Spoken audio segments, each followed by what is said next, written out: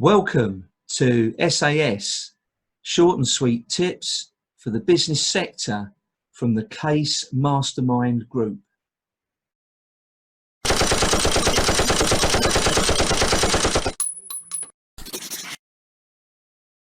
Just one final thought.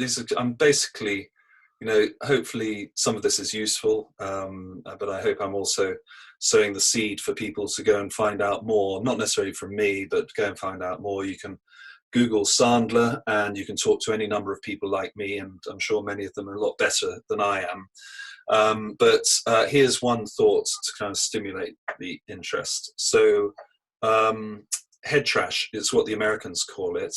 Head trash is effectively those talk tracks that go on in your mind, those kind of things that are quite frequently from childhood.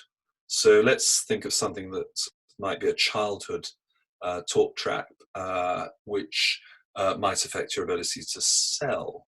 So we all know that people largely hate cold calling.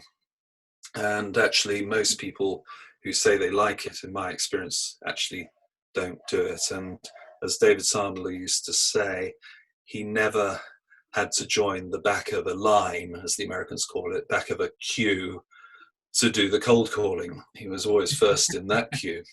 So what is the talk track that's actually stimulating this? And Patrick, you're going to have to do one. We haven't rehearsed this, so let's see whether it works.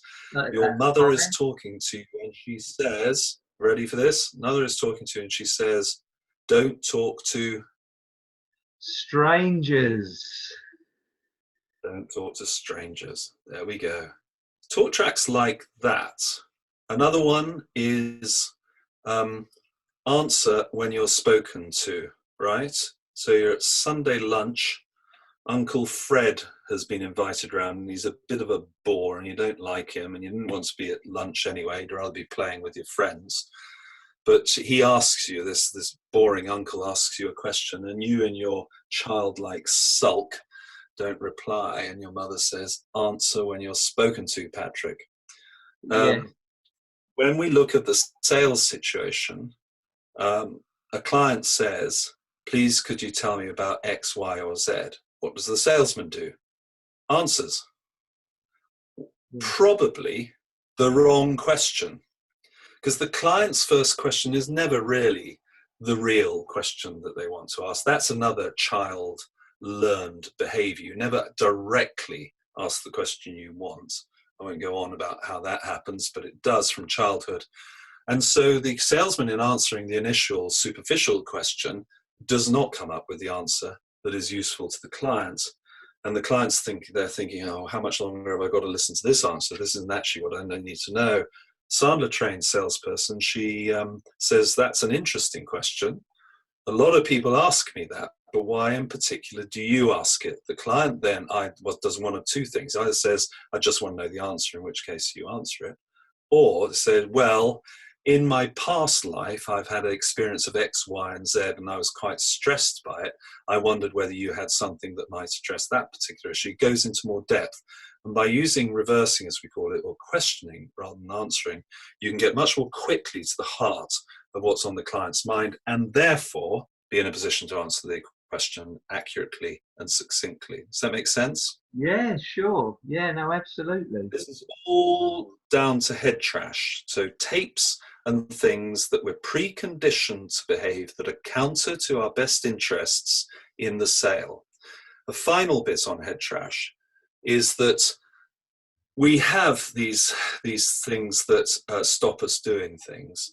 So like the don't talk to strangers thing, they're what I call conceptual issues. By that, I differentiate conceptual from technical.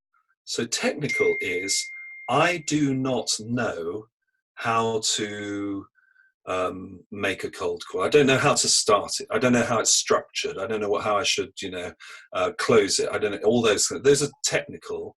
And they can be trained, and of course Sandler trains them, so does every other sales trainer on the planet, and you can take your pick. It's important that you have the technique, but the conceptual issue is, I know how to do it, but I don't. So there is no point in learning prospecting behavior, or indeed any of these other behaviors, if for whatever reason you are incapable when it comes to the crunch of actually doing it. So I think for me, the most powerful element of what I train is training people's belief in doing it. And I try to take people from knowing a concept to doing it, acting on it, to beginning to believe it, and then finally to owning it.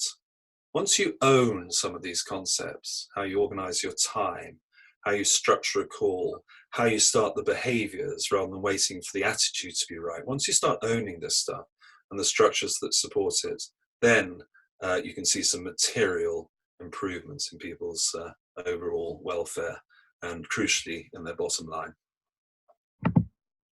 Yeah, sure, definitely. And I think, that bit at the end there where you said that they come to this, it's almost like a confidence level, that they feel that they own it, that they're, they've had that experience, they've got it right.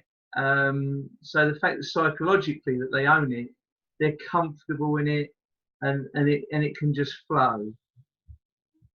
Yep. Yeah, sure. Yeah. Sure.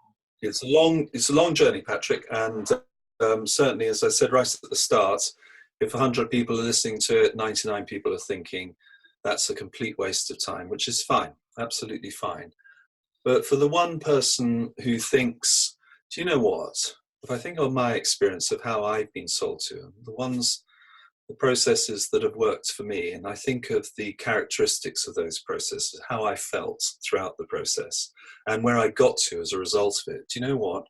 Maybe the Sandler approach actually is the way that I'll do it to other people, because I think once you've got that understanding from your own personal experience, you can begin to start displaying it in your own interactions and get away from this, I need to get this bit of business, I'm going to impress them, I'm going to, traditional sales talks about, motivating people to sell, encouraging them to sell, all that kind of thing. People to buy, people, that doesn't work. Clients choose to buy. Clients choose to buy. There's nothing else going on. They just choose to buy. You try and force them, the exact opposite is going to happen. And that is what I train. Yeah, sure. No, that's really good. There's been some fantastic stuff you've covered on there today, Rupert. Really enjoyed that. Thank you for spending time with us today. This has been brought to you by the Case Mastermind Group. Please be sure to follow us in the links to this message. Please give your real, honest feedback on what you have just heard and share what you enjoyed or liked the best. We really do check the feedback that we receive. Please also share with your friends who you believe could benefit from it, just to show you care. To our listeners, remember, no matter where you are on the mountain of success, let's enjoy the journey together to the top. We will see you there, my friends.